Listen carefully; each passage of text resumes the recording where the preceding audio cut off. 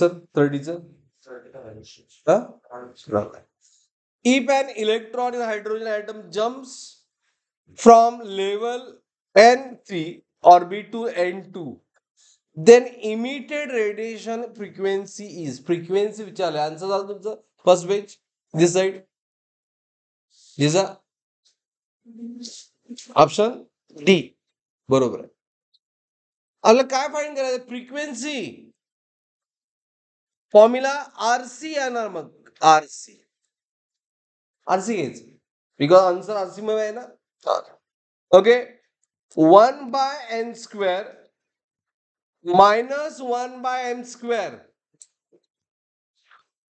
A jump from 3 to 2 म्हणजे 3 to 2 आहे.